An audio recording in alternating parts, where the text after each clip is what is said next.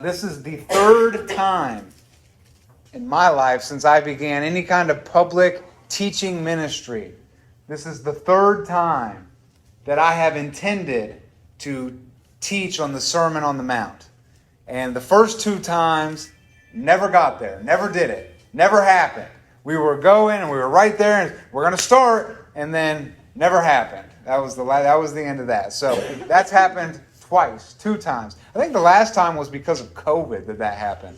And so that put the halt on our Wednesday night Bible study. I'm not sure what exactly happened last time, but this is the third time. And the third time, as they say, is in fact the charm. So I'm very excited. Lord willing, we're going to be looking at the Sermon on the Mount. Now, that being said, I fully anticipate that looking through this passage of Scripture will probably carry us for the rest of the year, or at least most of it. Okay, y'all know me. You know how I go. So we're over a year into our study, and we're only in Matthew chapter 5. So I anticipate that it's going to take us a little while to get through the Sermon on the Mount, but that's okay. And I hope that it's been blessing and enriching to you. I can tell you for sure that our study in the Synoptic Gospels has been a blessing. It has been enriching to me.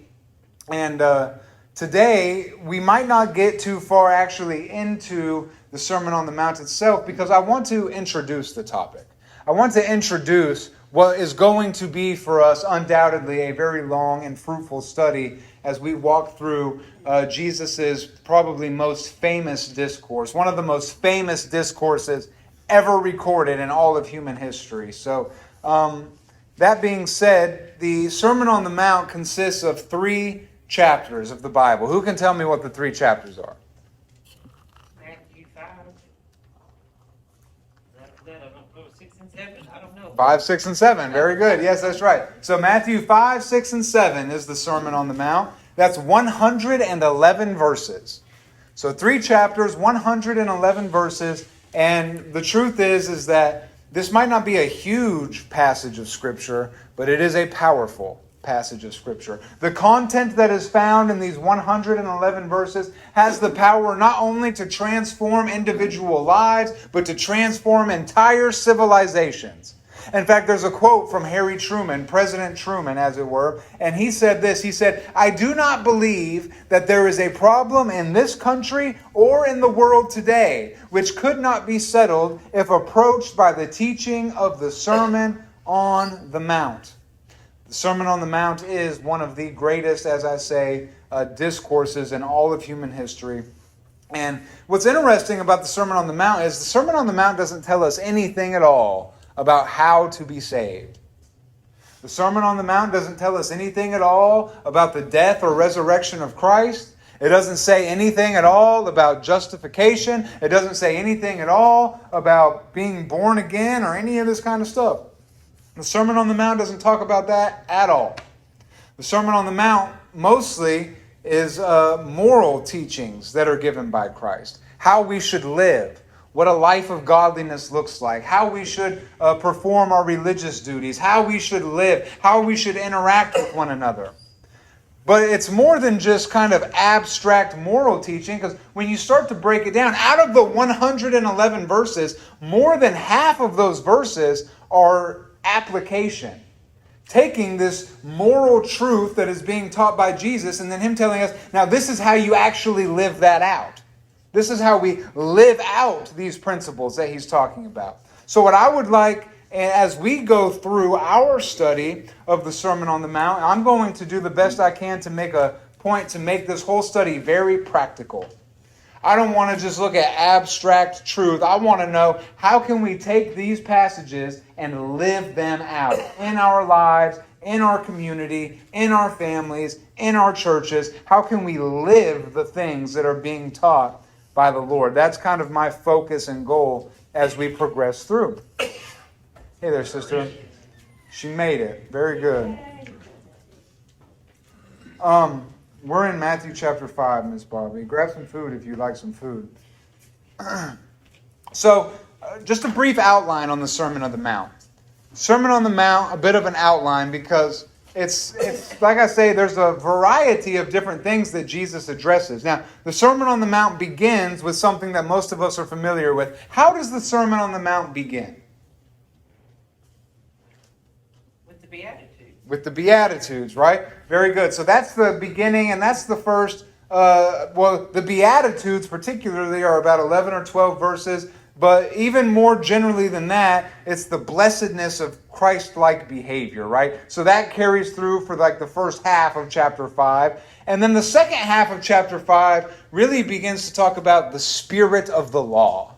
The spirit of the law. Some people have said that Jesus is changing the teachings of the law there in Matthew chapter 5 on the Sermon on the Mount. I disagree with that assessment. I don't think that's what he's doing. I think Jesus is really explaining the law the way it's always supposed to be, the way it was always supposed to have been understood. So he is clarifying, he is explaining the spirit of the law. When you get into chapter 6, the first half of chapter 6 really talks about how we are supposed to be religious. Like, what does pure religion look like? The way I called it here is proper piety.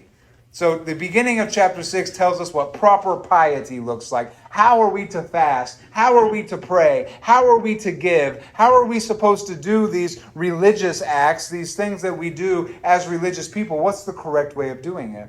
And then you get into the second half of chapter 6, and I called this the cure for worldly cares. The cure for worldly cares. This is when Jesus talks about you worry about what to eat and what to drink and what you're going to wear, but God knows you need these things. Don't give any thought to these things. Seek first the kingdom of God and his righteousness. This is the cure for worldly cares. That's the second half of chapter 6. When we get into the beginning of chapter 7, this is, of course, the famous golden rule. Okay, this is where we get judge not unless you be judged. Why are you judging your neighbor? Treat others how you want to be treated. These kind of things. The golden rule is presented in the first part of chapter 7. And then we see in the middle part of chapter 7, Jesus explaining that he is the only way. And to beware of false prophets. This is where you get the teachings, I am the door. The path is narrow. The way is straight. That leads to life, etc., etc. Jesus is the only way. Beware of false prophets. They come to you dressed up as sheep, but inwardly they're ravenous wolves. These kind of things. And then the very end of chapter 7, he wraps it all up by saying, in fact, let's look at chapter 7, because we're actually going to begin there. He wraps up chapter 7 by explaining the necessity of actually living out the things that he's teaching. And so that it's, as I said before, there is a strong emphasis in the Sermon on the Mount.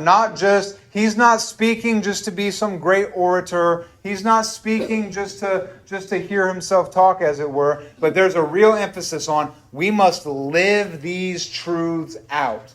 And we see that at the end of chapter 7. So that's kind of the basic outline of Matthew chapter 7. Any thoughts or questions or comments to this point as we're just kind of introducing the Sermon on the Mount? Well, this is where everybody said he's turning the world upside down, but actually he was turning the world backwards right side up. Very good. I like that. Yeah. I like that. Yeah. That's good. I like that. Turning it right side up. Very true. Very true. So this is a passage I know that most of us, we all probably are pretty familiar with the content here, even if we're not experts in it. I'm no expert in everything that's said here, so we're all going to be working together as we work through this. I value everybody's insights truly as much or more than you value my insights. So as we are working through the Sermon on the Mount, I'm curious to hear what everyone else's insights are too. There's many years represented in this room of people who have studied and meditated and thought about and heard teaching on and taught on the Sermon on the Mount and the various things here. So I just really encourage everyone as we get into the study, as we go, share your insights, because your insights will bless the whole body. And so don't be afraid to speak up and share your insights as we go through this. They are valued, and we do want to hear what people have to say. But let's look at chapter 7, starting in verse 24. As we kind of get started in our study of the Sermon on the Mount, I think this is the best place to start. And you say, well, why would you start at the end? I don't understand. Why would you start at the end? Well, and Sunday mornings, as we're going through 1 John, does anyone who was there when we started remember where we started in 1 John? We started at the end. We started with the reason why he wrote it in chapter 5. I'm writing these things to you who believe on the name of the Son of God, that you may know that you have believed on that. So we started at the end because the end revealed to us what the point of the entire letter was about. And the same is here of the Sermon on the Mount. We're starting at the end because when we see what Jesus says at the end, it's going to set the tone for us. As we start back at the beginning and move through, the ending will actually set the tone for our entire study. So will somebody please read verses 24 through 27. Therefore, everyone who hears these words of mine and puts them into practice is like a wise man who built his house on the rock. The rain came down, the streams rose, and the winds blew and beat against that house. Yet it did not fall because it had its foundations on the rock. But everyone who hears these words of mine and does not put them into practice is like a foolish man who built his house on sand. The rain came down, the streams rose, and the winds blew and beat against that house, and it fell with a great crash. Okay, so what is he saying here at the very end, the very conclusion of this great discourse? What is it that Jesus leaves us with? Build your house on a strong foundation. And what is that Build foundation? your life on Yeah. a strong foundation. Yeah, very good. And what is that strong foundation? God. Yeah, God, Jesus, The solid rock. the solid rock. You know, when Jesus was crucified, it has one little phrase in there that says the rocks were rent. So there's no solid rock except for Jesus Christ. Very good, yeah. He is the solid rock. Yes, very good. On Christ. Ephesians 2, 5, 6, and 7. Yeah, very good. That explains what the rock is. Right, yeah. Yes, and that's what he says, right? The one who hears these teachings and does them is like a man who builds a house on a solid rock. It's the one who not hearers of the word only, right? But doers of the word, he says. Like Pastor James says in his little epistle. It's not the hearers of the word who are righteous, but the doers of the word. And the Lord is saying the same thing here. When you hear these teachings and you do them, you're like a wise master builder who built a rock on solid foundation. Has anyone ever seen a house that was not built on a solid foundation before? I'm living in one. He said, I'm living in one. And what that's like, what's that like? What's that experience like, living in one? You're walking uphill most of the time. Walking uphill, yeah. If you spill a cup of milk, hopefully it's on the uphill side because the mess will just come to you, right? That's how it goes. Very good. But yeah, a bad foundation will mess everything up. Our brother mentioned California. What happens in California on a bad foundation? Mudslides, earthquakes. A lot of those. Yeah. On earth. I read a story about a place in Mexico, and I don't remember exactly where it was, but it was an urban center that was sprawling. It was growing very fast, and there was some less than reputable builders who were building houses out on these hillsides, and they would just throw up houses really fast with cheap material, cutting corners to get them up. And then they looked fine. They looked just basically the same as the houses built by the expensive contractors. But then that first big rain of the year comes. And the soil on the hillside begins to wash out. And those houses that were just put up hastily with cheap materials that didn't dig down to a solid foundation, well, those houses ended up at the bottom of the hill in the middle of a big mudslide. But the ones that were built upon a solid rock, they were able to endure. The ones who took the time to really lay a good foundation, as our Lord says in the story, when the storm comes, the one who has built their house on the teachings, who has built their life on the teachings of Christ, they will be able to endure the storm. Now notice, to whom does the storm come? Everybody. Everybody. Yeah. Both builders get the storm. But the difference is in where they built their life. And that's true in everybody's life, right? So sometimes people have an idea that as Christians we will never suffer, we will never have hardship, we will never experience difficulty in this world and in this life, which is clearly not true. And Jesus is teaching here like the same storm is going to hit everybody. Everyone's going to hit the storm. What the difference is what that, in terms of how does that storm impact us? Is it going to destroy our lives, or are we going to be able to endure it? The difference is what we have built our lives on. What is the foundation of our life? And what we're going to see as we go through here is that if we will build the foundation of our life on the teachings of Jesus Christ, especially as it's revealed in the Sermon on the Mount, we will stand strong. So let's go back to Matthew 5. And just a couple other introductory points. What we see in Matthew is a little bit unique. Now remember, we're studying the Synoptic Gospels. So what are the Synoptic Gospels? Matthew, Mark, John. Matthew, Mark, and Luke. Matthew, Mark, and Luke. Very good. These are the Synoptic Gospels. And which one of those three is the gospel that we are kind of basing our study out of in terms of chronology, in terms of a sequence of events? Luke. Yeah, Luke is probably the most chronological from A to Z. And what we actually see in Matthew is probably the least chronological of all the Gospels. Because what we see in Matthew is groupings. Matthew is grouped in different ways. So the first 4 chapters of Matthew are about where Jesus came from and what happened before he started his ministry. And then chapters 5, 6, and 7 are a group of all of Jesus' teaching.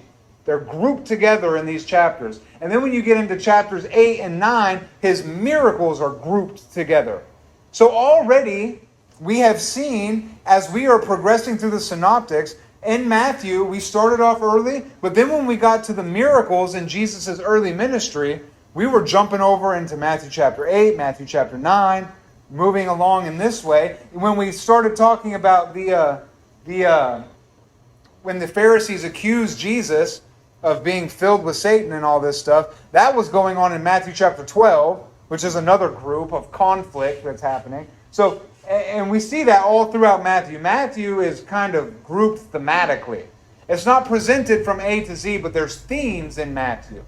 But if we were to look at Luke chapter 6, even now, as we are following our chronology in Luke, we have gotten to the point in Luke, we've seen Jesus' temptation, we've seen the call of the first disciples, we've seen his miracles, we've seen Jesus' conflict with the Pharisees at the time. We've seen him choose all 12 disciples. All of this is stuff that we have talked about in our study. And where we come up now is in Luke chapter 6. And if you look at Luke chapter 6, beginning in verse 17 and going down all the way even to verse 23, we begin to see the Beatitudes. So even as we follow chronologically, we're basically at the point where Matthew starts with the Sermon on the Mount. And so as we are going through, we are just going to follow Matthew 5, 6, and 7. We're going to look at the whole Sermon on the Mount, not necessarily following the teachings in chronological order, but as we get to them, we will see that these teachings that are grouped together in Matthew are kind of scattered throughout Luke. And most of it is not in Mark at all. But a lot of the teaching on the Sermon on the Mount is scattered through Luke. There's some of it here, some of it there, some of it a little bit later. But as we look at it, we're going to look at the whole thing all at once on the Sermon on the Mount. I think that that's just as good and just as fitting as anything else. And as we pull from Luke to kind of get some other insights, we will do that as we go. So keep a bookmark starting in Luke chapter 6, because we will be turning there every once in a while. Now, that is the introduction to the Sermon on the Mount. And from here, I would like to go ahead and give an introduction to the Beatitudes. Because this is where we're going to start. And I don't know how long it's going to take to get through these Beatitudes, but I think that the Beatitudes deserve their own little introduction. Now, you may have heard this before. These are called the Beatitudes because this should be our attitude. You ever heard that before? They call these the Beatitudes because the things that Jesus describes here, that should be our attitude. And while that's, a cute and catchy thing, that's not exactly what the word beatitude means. Does anybody know what the word beatitude means? Has anyone ever heard that? Does anyone, we hear that, but what does that word actually mean? I thought it was two things. I thought it was the letter B, which represents the first letter of each one of the Beatitudes, and attitude. I didn't know it was a Beatitude is actually a word. Yes, beatitude is a word.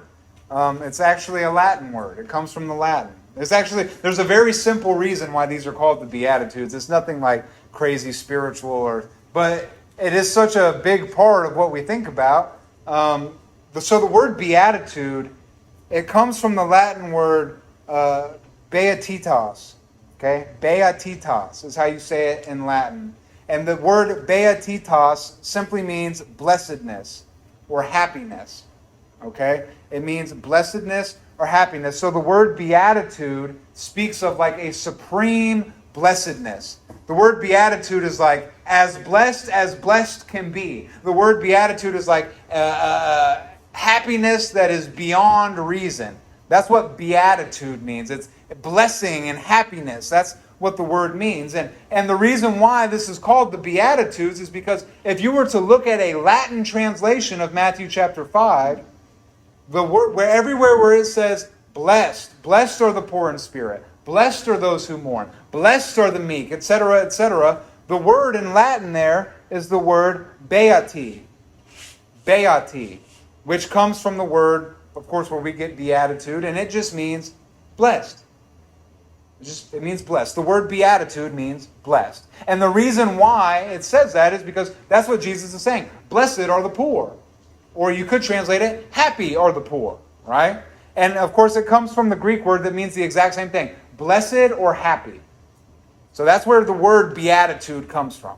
It's a Latin word that just means blessed or happy. And of course the reason why it's there is because that's what Jesus is saying. Blessed are the poor. Blessed are they that mourn. On and on it goes. So that's where beatitude comes from. Anyone learn anything today? Yes. Very good. That's a good day. That's a day not wasted. Amen? Explain something to me. Okay. Explain where it says, blessed are the poor in spirit. Exactly what does that mean? Well, we will get to that. But just to kind of give a little sneak peek, I suppose, I don't want to leave you hanging. The way that I understand being poor in spirit, and my understanding of being poor of spirit, this is like a person who is humble.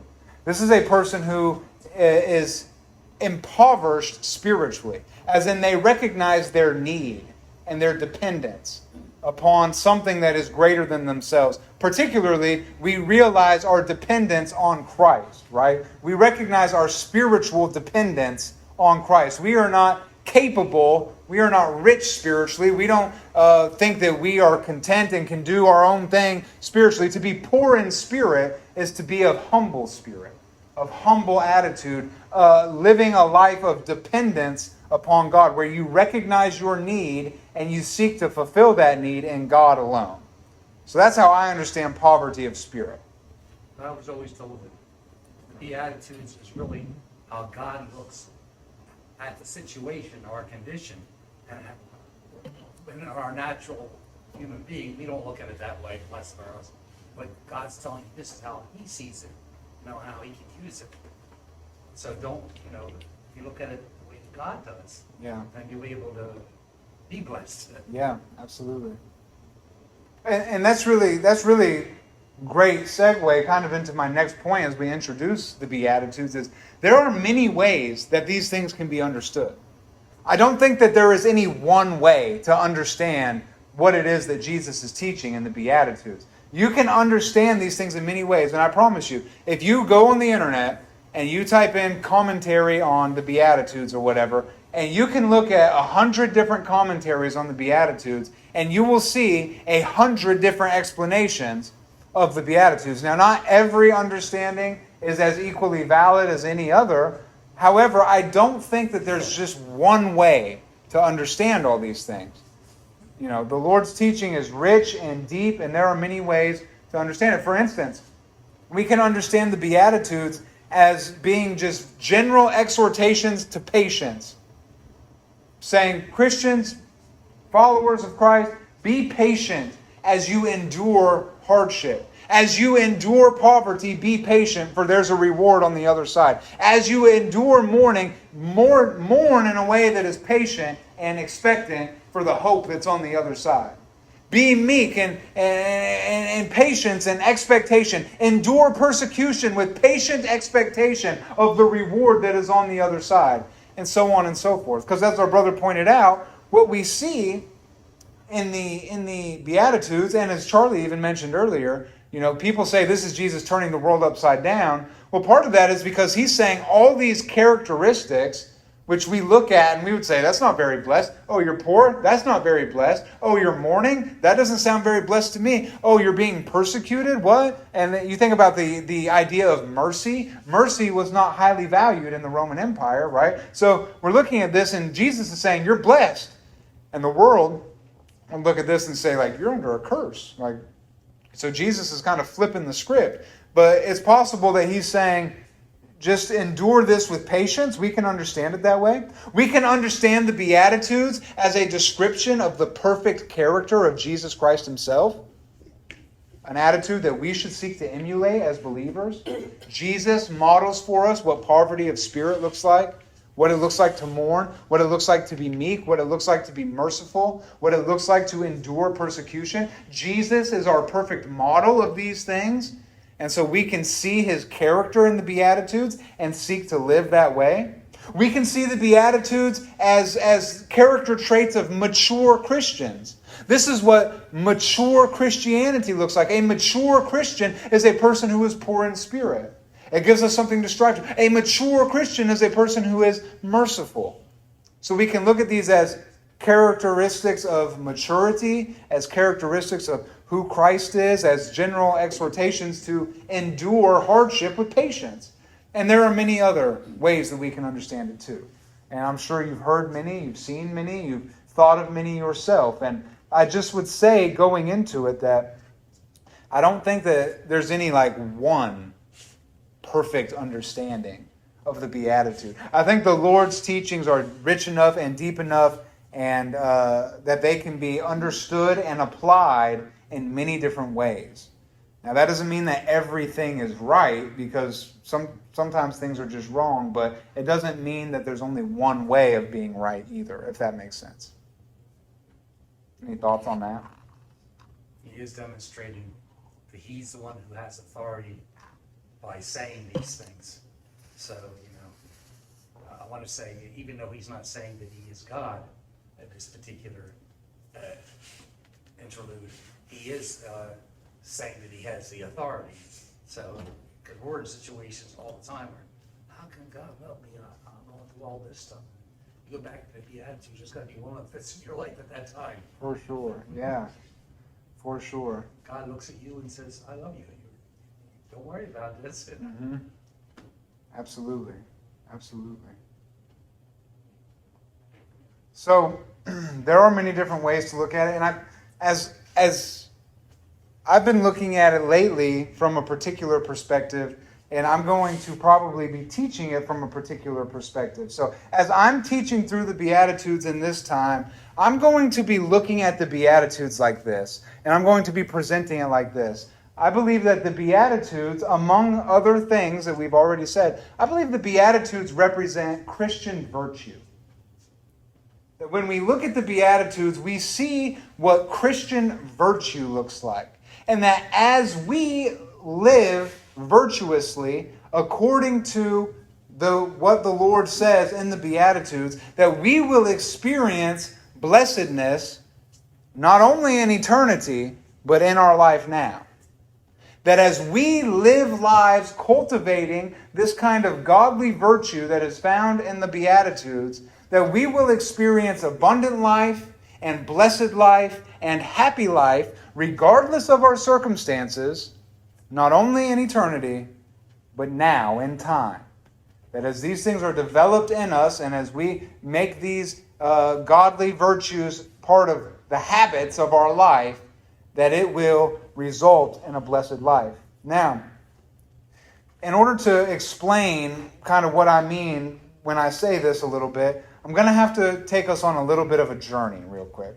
So I said that as we look into the Sermon on the Mount, we're going to be very practical. We're not going to be pie in the sky. We're going to be feet on the ground, kind of very practical looking at the Word. But tonight we're going to have to be a little pie in the sky for a moment. Because we have to introduce a concept. And it's a concept that many of us are probably not familiar with, frankly. Most of us have probably not done a lot of studying in the area of ethics, right? So, and like philosophical ethics is what I'm talking about. Now, so I'm going to introduce a few concepts tonight. And I'm going to try not to be like Vladimir Putin. I'm going to take just a few moments to explain some very simple concepts, and hopefully that won't turn into a 45-minute discourse on the intricacies of all these different things, okay? I'm going to do my best not to be like Putin tonight, and to really keep this a little bit short. So here's the idea. And when we talk about classical ethics, okay, the study of ethics, here's the idea. All human action is intended to do something. Every single action that we do, everything we do, we are aiming at a target. And the target that all people aim at with every action they do is happiness, blessedness, right? Nobody does something because they think it's going to make them miserable. Nobody does that.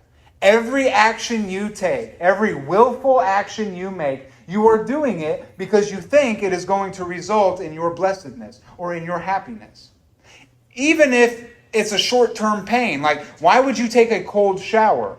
Taking a cold shower sucks. That's not going to make you happy. Well, you're going to do it because you think that there's going to be happiness down the road. This thing that is unpleasant right now is going to result in something that is very pleasant down the road. So we will endure something unpleasant in the short term for some long-term blessedness. Everything we do is aiming toward that end, happiness. Of course, different people have different ideas of what it means to be happy, right? Some people, their idea of happy is just to have abundance of pleasure and very little pain. And this is like the lowest form of happiness. This is like the kind of happiness that a pig experiences, or a common barnyard animal. To have maximum pleasure and very little pain is like a very base form of happiness. If that is our highest form of happiness, then we're basically, the way that Aristotle describes it is that the mass of humanity is like cattle, because that's what they go after, right? And that's basically true. If our idea of happiness is maximum pleasure, minimum pain, there's not a lot there. There's not a lot there. But there's another form of happiness that people go toward, and that is like power and honor and position. Think of politicians, for instance. This is the perfect example of that. A politician will keep striving, and everything they do is to get this next office, to get this higher office, to get this thing, that thing. And they're seeking honor from men. They're seeking prestige. They're seeking power. And for them, every move they make is in an effort to achieve more power and more honor because they think that's what's going to make them happy. Now, this is a higher form of happiness. It is, but it's really not the highest. And what classical ethics says is the highest form of happiness is actually quite similar to what Christian ethics would say. Classical ethics say the highest form of happiness is to live the way you were designed to live. To live, you could say, the way you were created to live. To live in a way that fulfills your purpose. This is the highest form of happiness. And it's the most stable form of happiness. Because if you're, as a human being, living the way that you were intended to live, it doesn't matter what your circumstances are. You could be in poverty, you could have disaster come on your family, you could lose all that. It doesn't matter what your circumstances are, because those things are outside of what your purpose as a human being is. So the question then becomes, according to this view, what is the purpose of human beings? And the purpose of human beings in classical ethics is to to intentionally and willfully behave in a virtuous way. Okay? So to intentionally, that is to do it on purpose, and to willfully, that is to desire to live a virtuous life. That's it. That's like the highest end of man. In classical ethics, if you want to reach happiness, if you want to have a blessed life, you must live a virtuous life. And in living a virtuous life, you will live a happy life. That's how it goes, right? Well, as I said, in Christian ethics, there's a very similar idea. Because as Christians, we would agree that the highest and the best form of happiness is to do the thing you're created to do. And I say this often, what is the thing that human beings were created to do? To worship God, to know God, to glorify God, to love God, to enjoy God. Human beings were created to worship God. And the only thing that can bring a human being true happiness, true blessedness, is to do the thing we were created to do, which is to know and to serve God, to know and to love God, to know and to worship God. You cannot experience true happiness outside of that reality. So we would agree that that's what brings happiness, but where we disagree is this. The end of the human life is not simply to live a good life. The end of the human life is to glorify God. The end of the human life is to live a life that is devoted unto His glory. And as we are living a life devoted to the glory of God, we will experience happiness as a result of that. There's a key difference here. We're not aiming toward happiness. We're aiming toward the glory of God. And as we hit the glory of God, happiness flies out all over the place and it gets all over us. So that's the key difference between these two different views. For the Christian, the goal is to glorify God. But for just the kind of the Greek philosopher type of person, the goal is to live a virtuous life. So there's a big difference that we need to understand. But let me just say something about virtue for a moment. I know that this is like I thought this was Bible study, not philosophy class. But just bear with me, because I promise this is going somewhere. Let me say something about virtue. Virtue is a habit. Virtue is a habit. And a virtuous person does virtuous things. Vice is a habit. And a sinful person, a person who is full of vice, does sinful things. They practice vice. As a habit, they can be cultivated. They can, like a garden, like you would cultivate a plant in the ground. You can cultivate virtue in your life.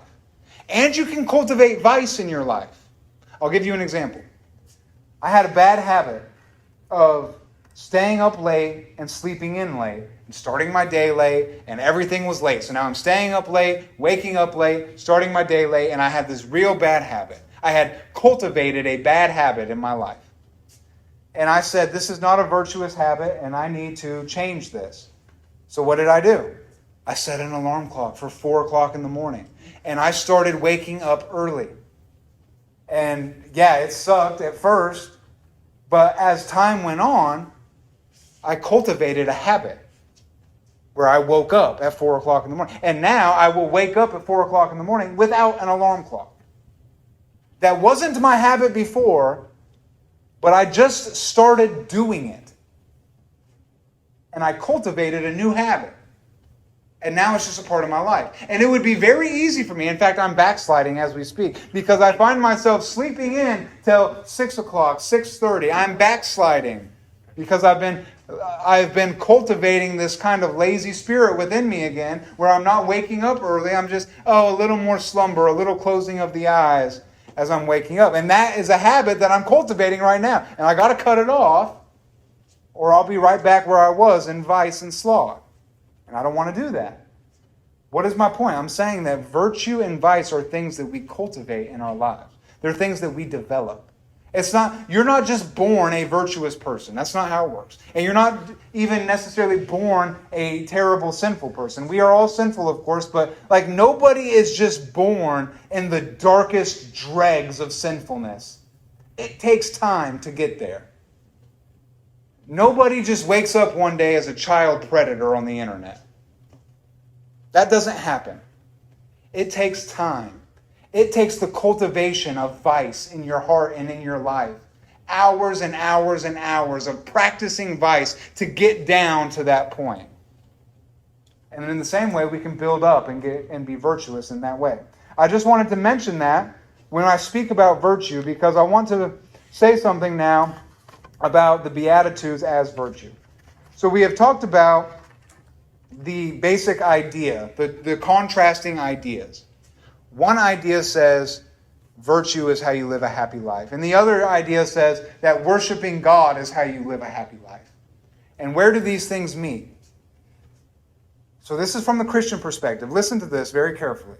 And just think through this with me real fast. I'm going to read this. Just think through this with me. Anything that glorifies God is virtuous.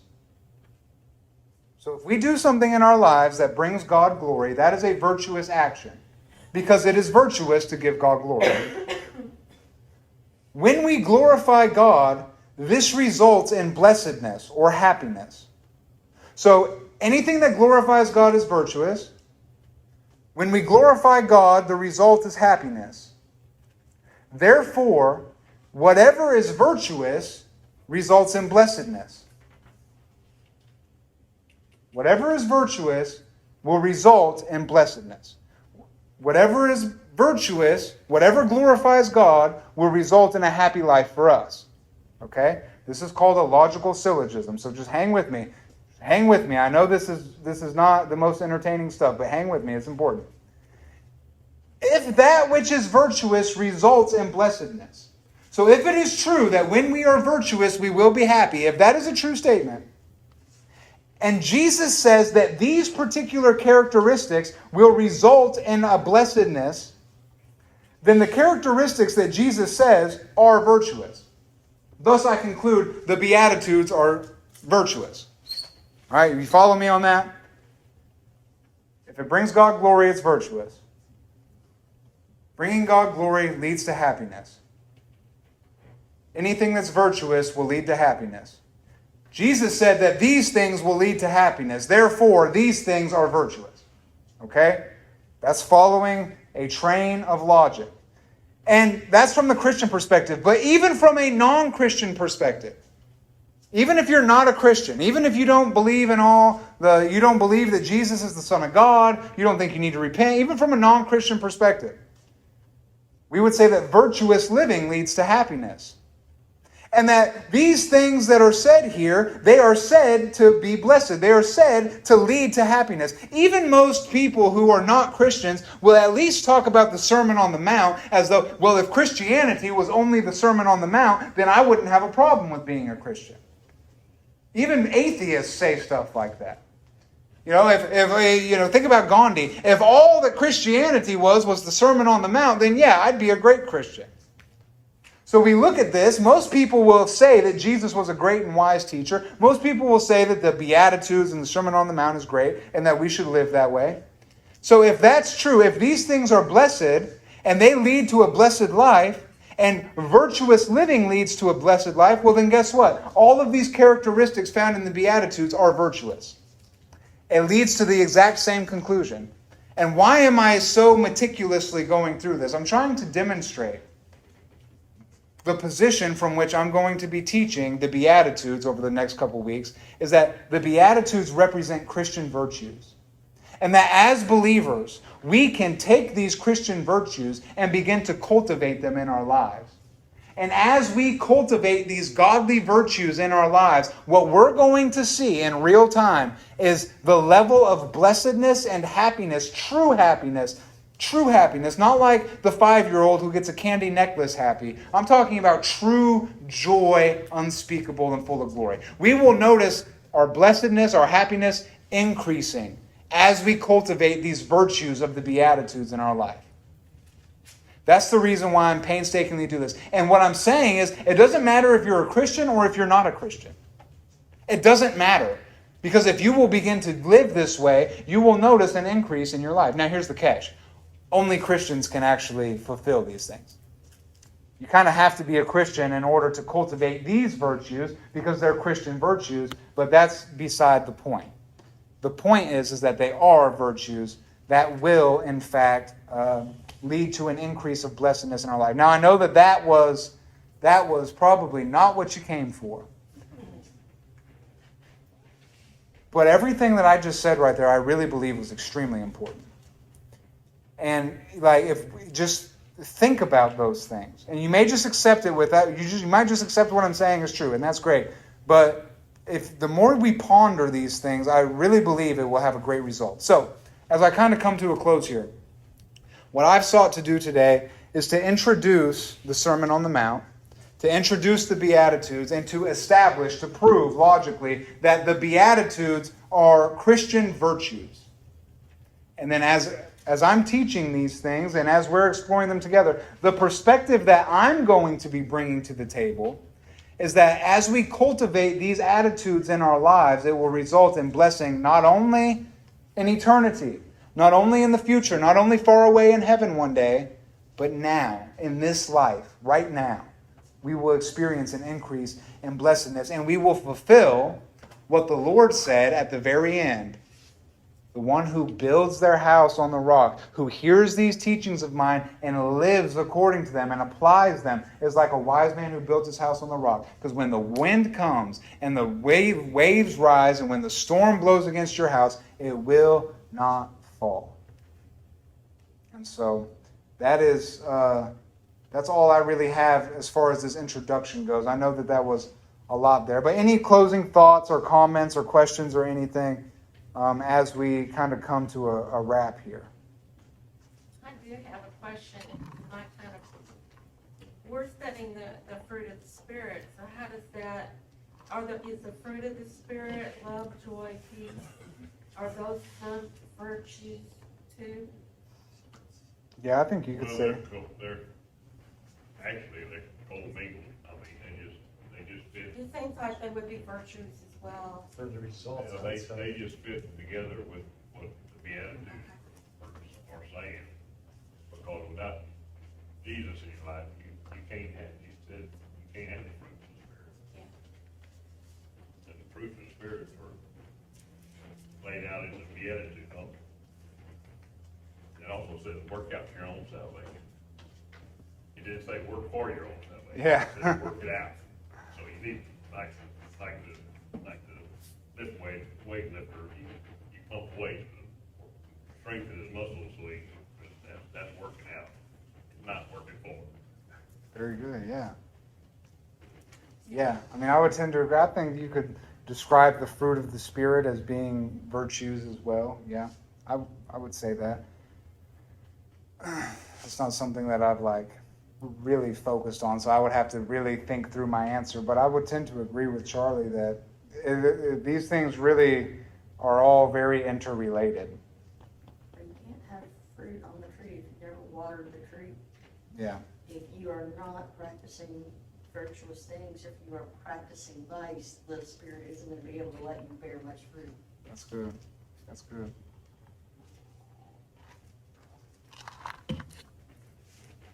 Very good. Any other thoughts? Any other questions, comments? Well, like I say, I know that tonight was a little bit, this was an introduction. I really mean it when I say, we're going to get into this, and starting next week, we're starting in chapter 5, verse 1, and Lord willing, we're going to get in here, and we're going to start examining what Jesus says, examining how we can live it, examining what it looks like in our lives. We're going to put away all of the philosophy. We're going to put away all the logic. We're going to put away all that. Not to say we're going to be irrational, but just to say, we're going to really just get into the text and just let it wash us and cleanse us and challenge us and change us. And I got to be honest with you, I'm extremely excited to see what this study is going to do for us. I'm excited to see what it's going to do for me personally. as I am forced to come to the text and to let it wash me and kind of soak into me. I'm excited just on a personal level to see what this is going to do for me.